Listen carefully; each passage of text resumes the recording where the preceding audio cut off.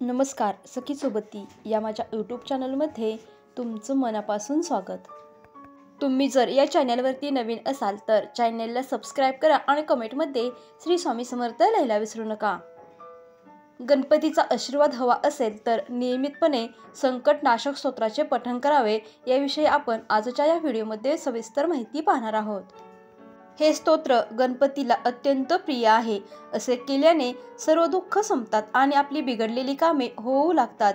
जर तुम्ही ते रोज करू शकत नसाल तर फक्त बुधवारी 11 वेळा वाचन करावे। हे स्तोत्र वाचण्यापूर्वी गणपतीला सिंदूर, त्याचप्रमाणे तुपाचा दिवा, अक्षदा, फुले, दुर्वा आणि नैवेद्य अर्पण करावा। मनात त्यांचे चिंतन केल्यानंतर या स्तोत्राचे पठण करावे। बुधवारचा दिवस हा गणपतीला समर्पित आहे। या दिवशी गणपतीची पूजा करण्याची परंपरा आहे। त्याचप्रमाणे गणपतीला शुभ फळ देणारे देवता असे सुद्धा म्हटले जाते। प्रत्येक बुधवारी श्रद्धेने गणपतीची पूजा केल्यास घराची नकारात्मकता दूर होते आणि घरात शुभता येते। जर तुम्हालाही गणपतीचा आशीर्वाद हवा असेल तर नियमितपणे संकटनाशक गणेश स्तोत्राचे पठण करावे।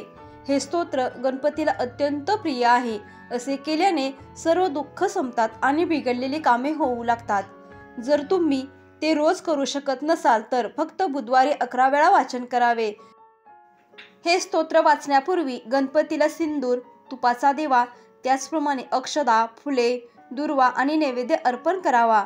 मग मनात त्यांचे चिंतन केल्यानंतर स्तोत्र वाचन करावे।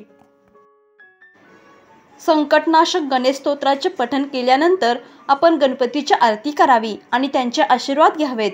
जर तुम्हाला तुमची विशेष इच्छा पूर्ण करायची असेल तर 11 वेळा किंवा 21 वेळा बुधवारपर्यंत किंवा 11 वेळा किंवा 21 दिवसांसाठी या स्तोत्राचे पठण करावे असा संकल्प करावा। स्तोत्राच्या पहिल्या दिवशीच गणपतीसमोर आपली इच्छा प्रकट करावी आणि ती पूर्ण करण्याची विनंती करावी। त्यानंतर स्तोत्राचे पठण सुरू करावे।